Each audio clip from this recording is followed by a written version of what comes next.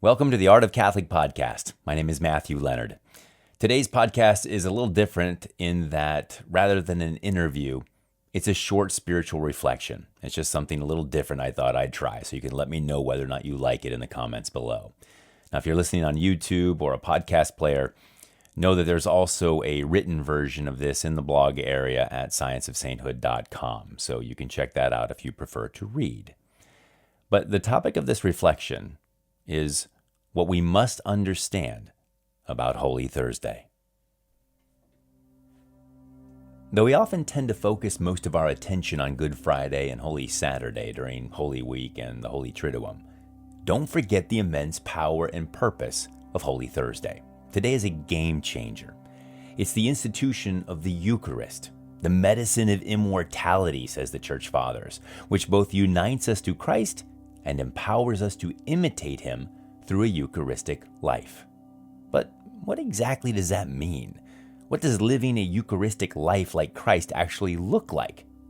Well, Jesus gives us the answer at the Last Supper. On the cusp of incredible suffering and betrayal from all sides, from Judas to Peter, Christ demonstrates what it means to truly give of yourself to others. During the supper, he sets aside his garments and washes the feet of his closest friends. Friends he knows will soon flee his presence when trouble begins. Now try to imagine this scene. The second person of the most holy Trinity is kneeling down in front of the very creatures he made, fully aware they're going to abandon him a short while later. As the water dripped from his fingers and Peter's feet into the basin and splashed onto the floor, how could the words of David in Psalm 55 not be ringing in our Lord's ears? It is not an enemy who taunts me. Then I could bear it. It is not an adversary who deals insolently with me. Then I could hide from him. But it is you, my equal, my companion, my familiar friend. We used to hold sweet converse together. Within God's house, we walked in fellowship. But unlike David, our Lord doesn't long for his former friends to be thrown down into Sheol. He longs for their salvation. So he humbled himself and made himself the servant of his beloved betrayers. And in so doing, he shows what's expected of us, even in the face of those who wound or abandon us. A new commandment I give to you, that you love one another, even as I have loved you, that you also love one another. So yes, the primary focus of Holy Thursday is the institution of the Eucharist, which unites us to Christ and floods our soul with divine grace. But if we don't allow the self-gift of Christ to empower us to give of ourselves, to truly love others as he loves us, then it is all to no avail.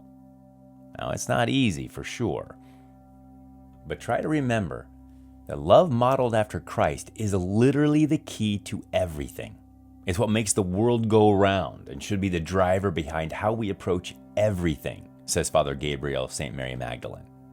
Christ's new commandment to love one another even as I have loved you, he says, opens up unlimited horizons for the exercise of charity, for it means charity without limits. In other words, empowered by the Eucharist, every moment of every day becomes an opportunity to exercise Eucharistic, sacrificial love of others. That child who's driving you crazy, that stranger whom you'd rather avoid, that coworker you just can't stand. Every person, every situation is an opportunity for self-giving love.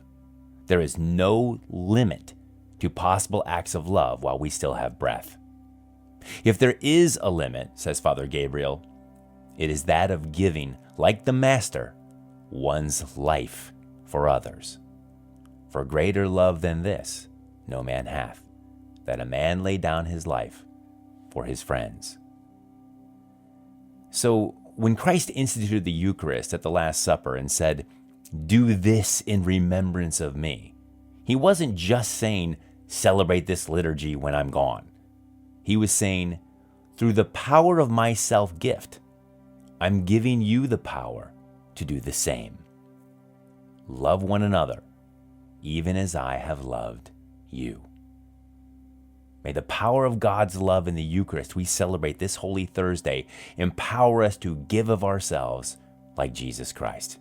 May we love as he loves and be filled to the brim with his divine life. To dive more deeply into the beauty and truth of Catholic spirituality, visit scienceofsainthood.com.